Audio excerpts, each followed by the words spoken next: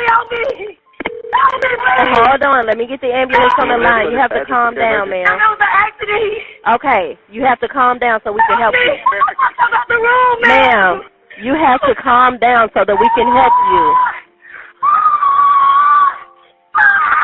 Please, ma'am, please, ma'am. Where are you at the hotel? Hello, you okay? Ma'am, is that a male or a female? I love you, bro.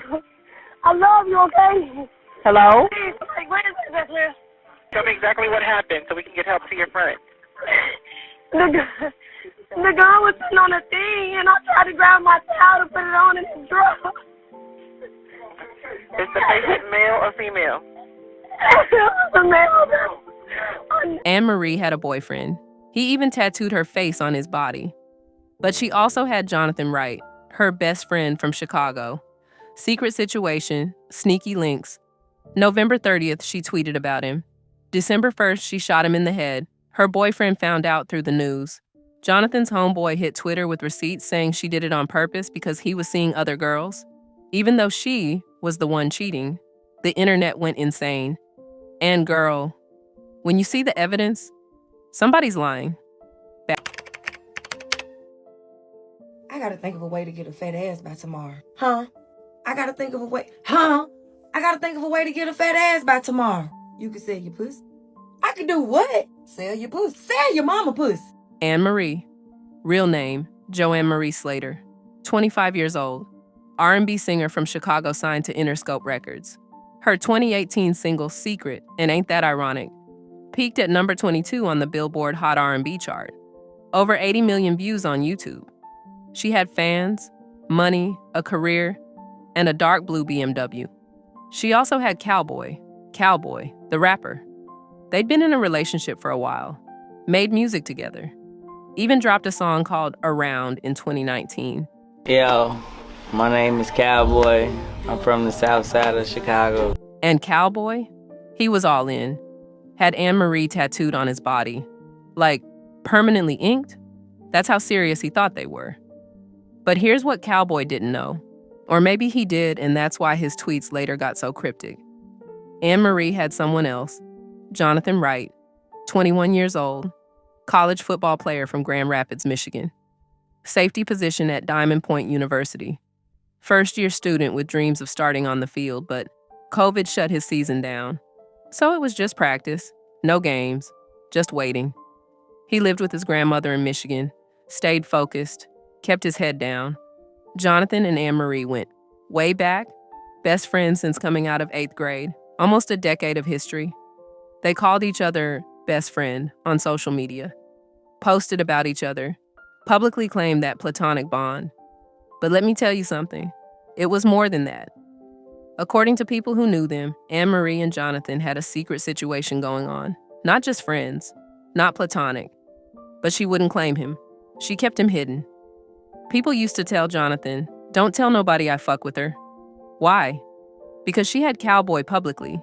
She had her career to protect. She had an image to maintain. So Jonathan, he was the secret.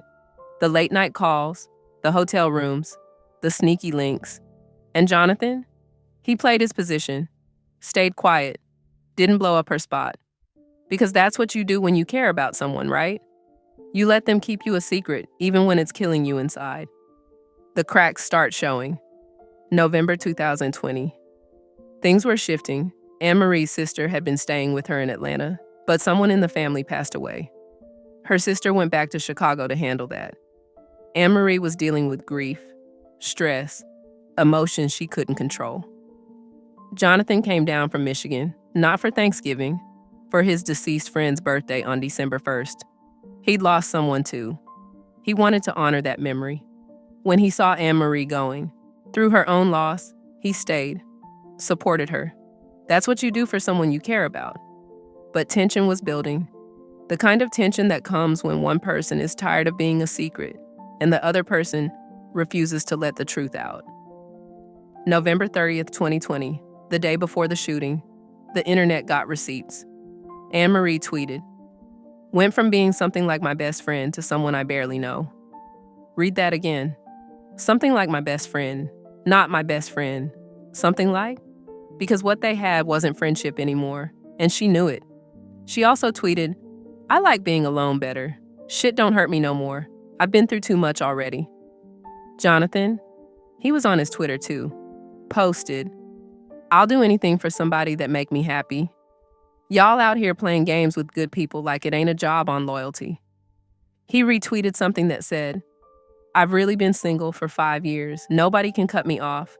Nobody does enough for me to be affected. Trust fucked up and I still trust. Heart fucked up and I still love. I don't feel shit no more. Everything feel fake. Let that marinate." Jonathan was saying he'd been single while Anne-Marie was out here with a whole boyfriend who had her tattooed on his body. They were both tweeting about each other. The tension was right there in the timeline for everybody to see. But nobody knew that, less than 24 hours later, one of them would be bleeding out on a hotel room floor. November 30th, Anne-Marie and Jonathan were in her BMW heading to T-Mobile. He needed a phone, simple errand. But Anne-Marie fell asleep in the passenger seat while he was driving. When she woke up, they were lost. Jonathan wasn't familiar with Atlanta. He's asking, "Do I turn this way or that way?" She went off, yelling, screaming, over directions, over a wrong turn. He tried to explain, "Man, you fell asleep," but she wasn't hearing it. The anger from those tweets, it spilled over into that car. And then it got physical. Anne-Marie hit him. Right there in the car. Jonathan didn't hit back, didn't argue, just kept driving. They went to her mom's house about 35 minutes away. Her mom helped with groceries, washed their clothes. They stayed up until 3 in the morning. But that tension, it never left. They got back to the Intercontinental Hotel in Buckhead, Atlanta around 8 a.m. on December 1st. 2-bedroom suite, room 614, both exhausted. They went to sleep. When they woke up around noon, they still weren't talking. Silent treatment, cold energy, resentment sitting in the air like smoke. Here's something important. The day before, Cyber Monday, Jonathan gave Anne-Marie $40. That's what a train ticket from Atlanta to Michigan cost. He gave her that money so she could buy his ticket home. She never bought it. She kept that money in her pocket. And on December 1st, when he asked about it, that's when hell broke loose. December 1st, 2020, Intercontinental Hotel, room 614. Silent treatment still going. Anne-Marie locked herself in the bathroom, got on the phone with her sister, not a quick call. 2 to 3 hours on that phone. Jonathan's in the room on his phone, hearing her voice through the door, but keeping his distance. He had a question, something about what she was saying. So he knocked. She opened the door a crack, started yelling, slammed it back in his face, and then she opened it again. This time, she didn't just yell. The gun. Anne-Marie opened that bathroom door, came out, but she didn't stop there. She left the bathroom, went into the other bedroom, and when she came back, she had her gun. Jonathan had never seen it before. He knew she owned one, kept it hidden somewhere, but she'd never pulled it out on him until that moment. Anne-Marie came back waving that gun around. "You got to go. You got to get out of here." Screaming, moving erratic, pointing that weapon at someone she'd known for almost a decade. Jonathan standing there, not moving, not arguing back. And then he said it. "I just gave you my money yesterday for you to get the ticket. Why you didn't get my ticket?" Anne-Marie left the room again, came back, threw the $40 at him, and then, boom, the gun went off. Not once, twice. The scene, December 1st, 2020, 6:25 p.m. Atlanta police got a 911 call from the Intercontinental Buckhead Hotel, room 614. Hello, please, my man inside, please. I'm at the please, help us, please. Okay, hold on. What's the address, ma'am? Daddy, please, Daddy, please. Ma'am, it's the Intercontinental Buckhead, ma'am. I do not know. Okay, you said someone was shot?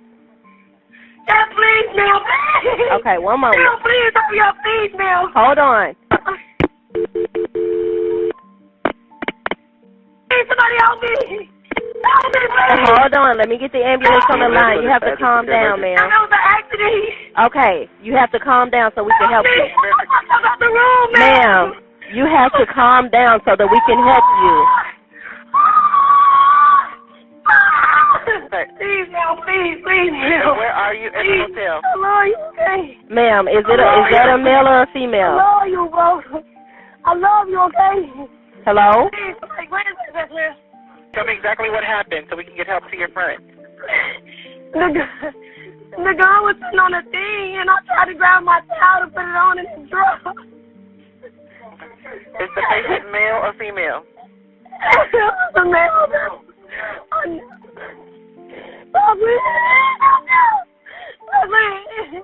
When officers arrived, they found Jonathan Wright at the foot of the bed, gunshot wound to his forehead. He was somewhat responsive, but drifting in and out of consciousness. Blood everywhere. A large pool of it at the entrance to the room.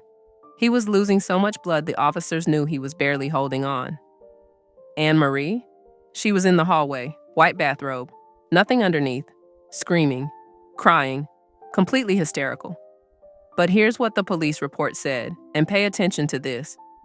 The witness appeared to be upset, but there were no visible tears coming from her eyes. No. Visible. Tears. Screaming? Yes. Crying? The report says no. Officers went back into that room and the evidence told its own story. 2 shell casings, one by the bathroom door on the carpet, another one in the bathtub. 2 bullets recovered, bullet holes in the doorframe, bullet hole in the bathroom cabinet. The gun didn't go off once, it went off twice. Anne-Marie told the officers her story. So there was no one else in there? No, ma'am. No one else in there. No, ma'am. So did you shoot it when you caught it? No, I didn't even get a chance. So he had it. No, it was sitting on the thing.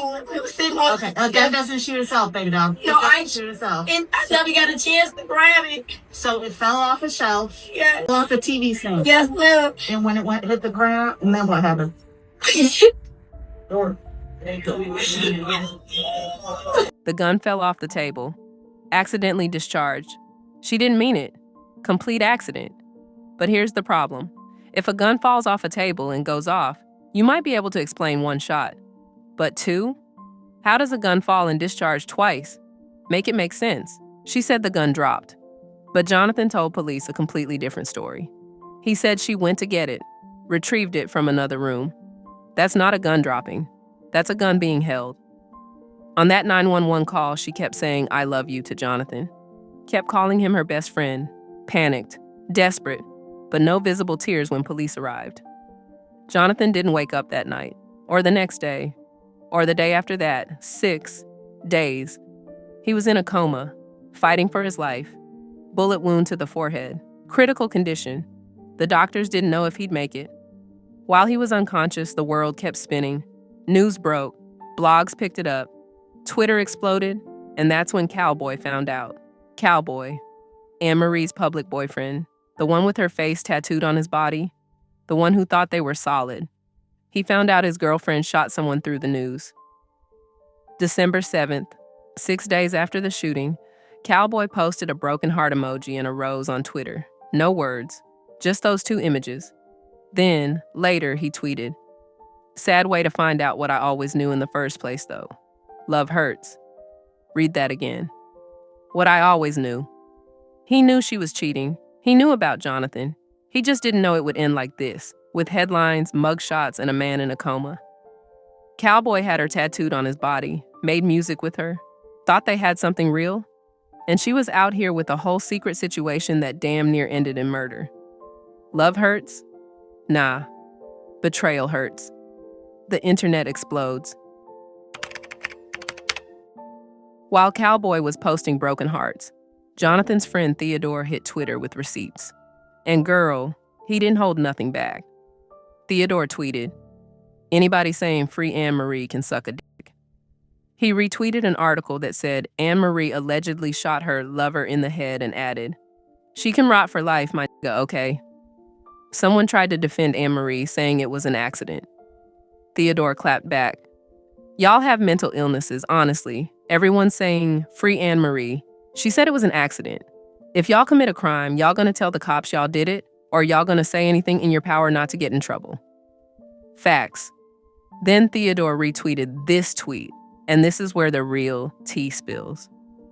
This lady shot this man because he was cheating, but she was cheating too.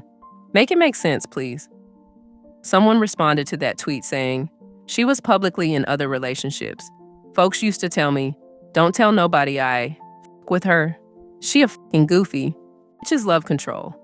And Theodore retweeted it and added, shorty out here doing penis but mad at my homie and she didn't even jack him. Anne-Marie had Cowboy publicly.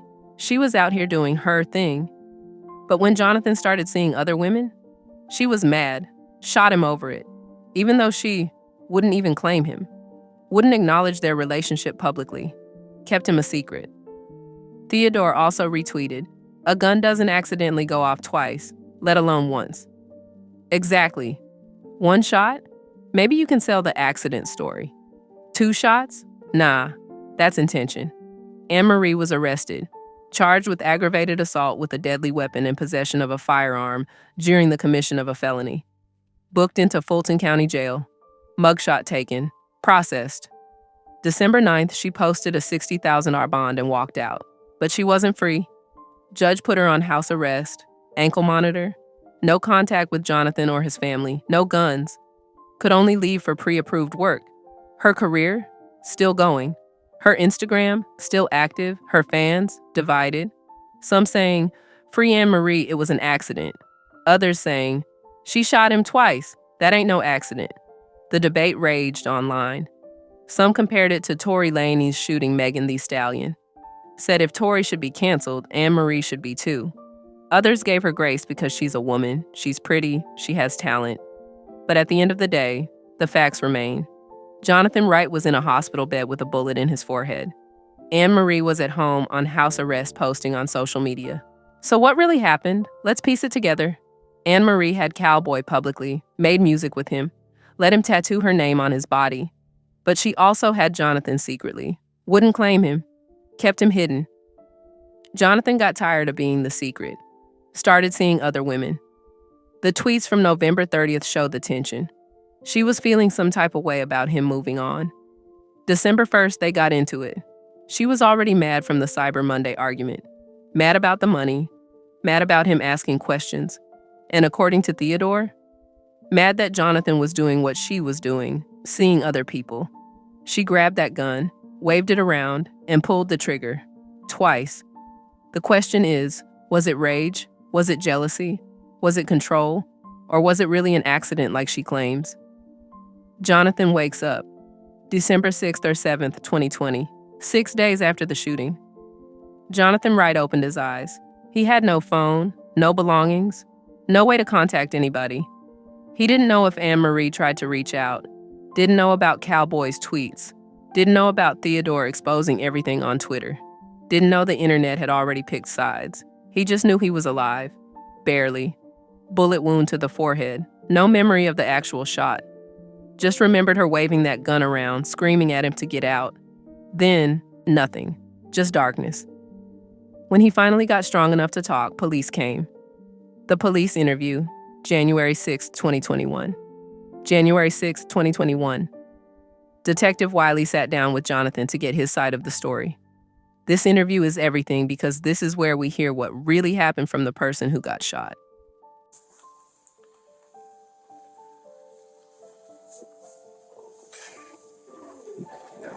So, Mr. Wright, I'm Detective Whaley. I'm the lead detective over your case, okay? So what I'm here today is to try to find out exactly what happened. And, we'll go from there, okay? You had a really traumatic experience, so if it's getting too overwhelming for you, just let me know. I can kind of back off a little bit, okay? Yeah, that's cool. Okay. Before we get started, man, tell me about yourself. I played football. Go to Davenport University in Grand Rapids, Michigan. Stay with my grandma. Okay. And that's pretty much about it, for real. How was y'all season going? We ain't even have a season this year. We just stayed off on little weights and everything. Okay. So y'all just practicing, that's it, and just no game. Much. That's pretty boring. They just all that practicing, no game. We supposed to play this semester right here, but we can't do this. Okay. You was a pretty decent Coma? That was nice. I was going to start. You go start. How long you been at the university? I've been out. This is my first year out. First year there? Yeah. Okay. All right. What's your favorite coverage as a cornerback? I like playing man coverage. Oh, so you just shut them down, huh? You press them up. That's what I like to do. All right. I play safety, man. I know you can't tell now. That was a long time ago. I'm right in my eye, yeah.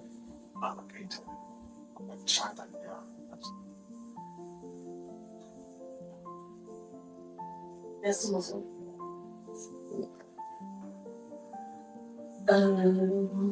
I can turn on. Unless y'all want to move in your kitchen. Nah, that's cool. You can turn these down then. I think these lights will be kind of cool. That's cool, to be honest. They ain't gonna be. Yeah, it's probably too dark. We can probably move to the kitchen. You gotta sit at this table right here. You come just I don't want y'all with shoes on. Oh, yes, ma'am.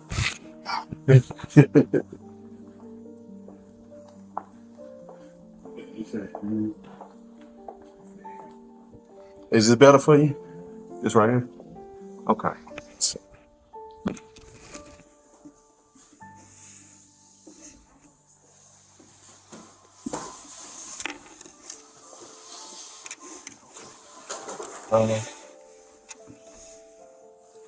You came down here for Thanksgiving? No, I came to have my best friend's birthday. Best friend birthday. Who's your best friend? November. Okay. Yeah. Joanne. So when you know her last name? Slater. Okay. How long have you been knowing? I've been knowing her since probably like coming out of 8th grade. 8th grade? Yeah. So 8th grade up to now, y'all been knowing each other? Yeah. Okay. Describe your relationship with her. That's my best friend. Like, we close. Close. Okay. Was it any kind of, was it just strictly platonic or was it sexual? Or? Nah, she was on the phone with her sister in the washroom. Well, before you get into that, how was our relationship? Was it just strictly? Yeah, everything was cool. She asked me, he said like, did y'all have sex or y'all just friends? Oh no, we was friends. Okay. So she asked me, can I take her to T-Mobile to go get a phone?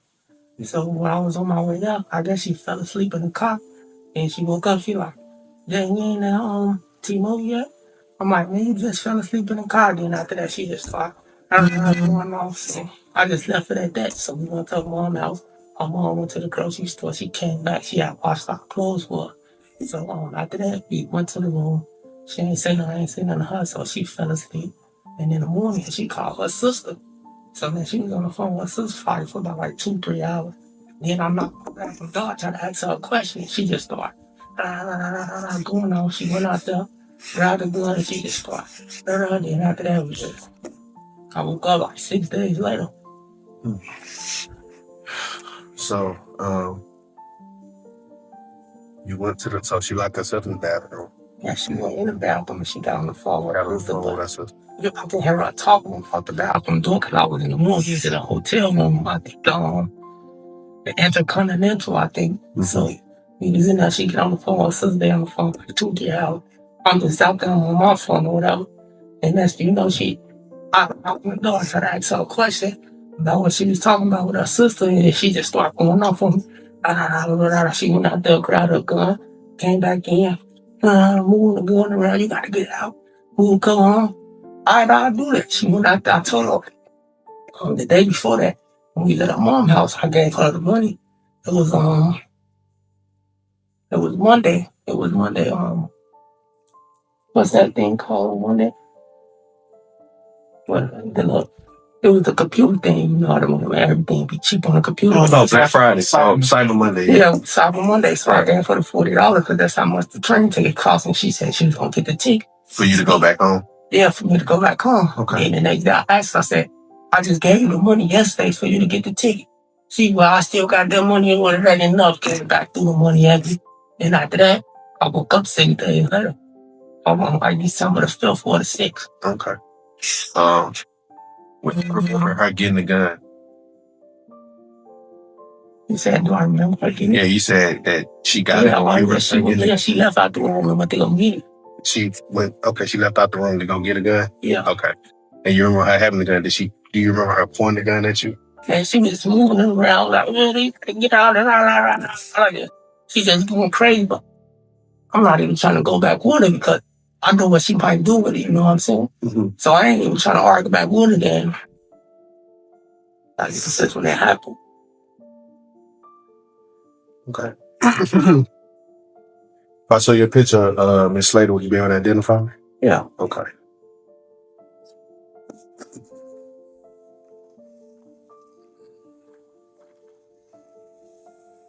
Yeah, that's her. That's her? Okay.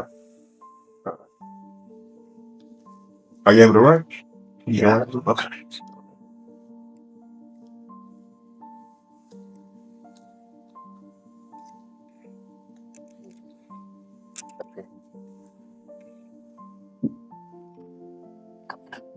What's your what's your full name, sir? That's Elliot. Can you spell it? SANDILL. And what's your last name? Right. What's your birthday? Right, I need you to press your name right here.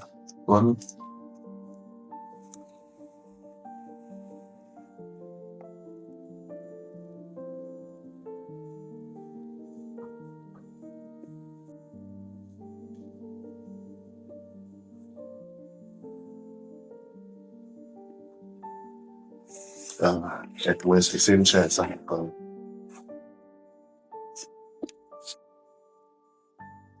right. After you go ahead and finish that. Today is January 6th. 6. Yes, sir. 21.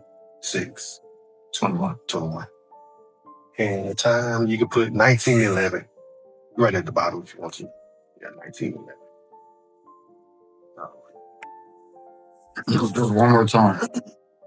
Spoke a little slower so we could just get the gist of what happened the day of the incident that 911 was called to help you. Start from the beginning of the day, how your day went, and who was with you leading up to. There wasn't nobody with us. It was just me and her. Cause her sister usually stayed with her. Well, her sister had went back to Chicago because somebody had passed away. So I didn't decide I'm gonna stay with her because I know she's famous or whatever. So I decided to stay with her. And she was in the bathroom on the phone with her sister. So when she got off the phone with her sister, I knocked on the door to ask her a question. But where were you guys the day of the incident? Do you remember what day it was? I think it was December the 1st. Because it was my friend's birthday that had passed away. And I remember I put on Facebook, happy birthday to him. Do you know who he was the day before? At her mom's house. So you were at her mom's house the day before. Did you guys stay there? Stay the night there? Yeah, we stayed up to probably like 3 in the morning. 3 in the morning? Yeah, that's when we went back and went to sleep. How far away did her mom live from Buckhead? She stayed probably like 35 minutes. 35 minutes? Yeah. So that was the wee hours in the morning, correct? So you said like 3 o'clock in the morning, like 8 a.m. Yeah. Then what happened when you guys left her mom's house? And slow down a little bit. When you left her mom's house, just start from there for as far as your day leading up to the end. We just left her mom's house, went back to the hotel, went to sleep, woke up the next day. We still weren't saying nothing to each other. She went in the bathroom, got on the phone, talked to her sister for a few hours. After that, I knocked on the door to ask her the question, and she started going off on me. I knew that left out, came back in with the gun. Oh, and you gotta go and all that. I said, I just gave you my money for my ticket. Why you didn't get my ticket? She said. And what was she so upset about? She was so upset because she said, I didn't take her to T-Mobile. I was pulling up to T-Mobile, but I didn't know which way to go because I'm not familiar. So I was asking her, you want to turn this way? And she just, So y'all had words. The day of the incident or the day before the incident? This was the day before the incident. Okay, so you guys were in the car. Yeah. And you guys had a disagreement about something about T-Mobile. Right. And you're saying that lingered on. Yeah, it lingered on. But me being me, I'm not trying to argue with her because she a female. But she just kept going on with it. I don't know why. So when you guys got to the hotel, did both of you guys fall asleep? Yeah, both of us. Do you know how long you were asleep for? It was a 2-bedroom probably till like 12 o'clock, like 12 something. Then after we woke up, she ain't say nothing to me. I ain't say nothing to her. She probably stayed in the room probably for like 30, 45 minutes. Then she went in the bathroom, started going to her and all that. Called her sister. Her and her sister was on the phone. Ooh, I heard what they was talking about that I knocked on the door to ask her a question. And she just started going off on me. But it could have just been, you know what I'm saying? Just she could say what she said. And, excuse me. She said what she said and I said what I said. And it could have just been that. But I'm not even really trying to argue with her because I'm trying to do. So. At any point in time, did you all's argument, was it just verbal or did it become physical in any kind of way? No type of physical. No type of physical contact, nothing like that. The gun. Was the gun ever in the room with you all at any point in time while y'all was standing there? Yeah, it was. Okay. When you recall the gun then? It probably, I don't know what it was. It probably was in her bag or in the drawer. Okay. The somewhere. Okay. But did she ever keep it like on a dresser or something like that in the open? She never kept it in the open or did none of that. Never kept it in the open? No. Okay. So only thing you recall, you knock on the door. She on the phone with her sister. And she hung up. She hung up on me. She hung up with her sister. So I knocked on the door and I tried to ask her questions and she started going off on me. You gotta go and all this and that. I'm like, dang, I just gave you my money for my ticket. Why you ain't get my ticket? Is this face to face or did she still have the door closed? Because you said you knocked on the door. No. Did she ever open it and y'all had this conversation? Or was she talking through the door? She opened the door a little bit and that's when she started talking and she closed the door back. So she did close the door back? Yeah. Is she in the room and you in the bathroom? Or was she in the bathroom? I was in the room and she was in the bathroom. Then that's when she closed the door again. Just came out the room. What they were about to do, and then came back. Man, you gotta go. You gotta get out of here. Did you try to leave the room at all? No, I never tried to leave the room. I told her because I said I just gave you my money. Why you didn't get my ticket? But that wasn't enough money. I said I wasn't enough money. Yesterday was Cyber Monday. You could have got my ticket. The ticket wasn't done but like $33. Okay. You know where you was standing at when she came out the room and she had the gun? I was in the room. No, like specifically, can you just slow down and try to think exactly where you were standing when you saw her with the gun? When she came out the room, boom, I was right here by the bathroom door. She went around the corner, grabbed the gun, came back. You gotta get out of here. You gotta go. So she was in the bathroom. You were standing outside the bathroom. I was standing outside the bathroom door. When she was in the bathroom, she came out and you gotta go. You gotta get out of here. All this. She just going off at the mouth, but I can't even explain my story because the way she talked, you know what I'm saying? Like she yelling. I'm trying to explain to her what I'm talking about. She's not even trying to listen. Okay. And from that point, the last thing you know, she got the gun in her hand, waving it around. And then you woke up 6 days later. Okay. All right. Has she been in contact with you or tried to reach out to you? I don't got no phone or nothing. Okay. Anybody from her friends, anything, try to reach out to you, anything like that? Nobody. Okay. They can't get in contact with me. I don't got no cell phone, I don't got nothing. I can't really do nothing right now. Okay. I don't got anything. Yeah. Okay. Has she ever been any violent towards you before, or? Yeah, she always be violent, but like this was it was kind of weird, you know, like. Has she ever showed you that gun before, or? I've never seen it. Never seen it before. Okay. All right, cool. Anything you may remember that you didn't tell us yet, or anything? I never put my hands on her, never touched her. Didn't even argue with her, nothing. The first day when she had told me that I was taking too long to get to T-Mobile, she hit me and everything. I ain't put my hands on her, nothing to her. I didn't even say nothing to her. I just drove her to her mama's house. Got out the car, went to her mama's house. Who car was y'all driving? Hers. You remember what kind of car she got? A BMW. You remember the color? It's like navy blue or something like that, or black. It's one of them. Okay, but it's a dark color. It's a dark. Okay. All right. Cool. All right. Okay. I appreciate it, Mr. Wright. I mean, no, I'm glad you're doing better. And I'm trying to get better. Yes, sir. Yes, sir. It's gonna be a long process. I know, man. You'll be all right, all right? Let's go in our interview with you, Mr. Wright. You all got my number, so feel free to contact me anytime. Okay. And you go, oh, God.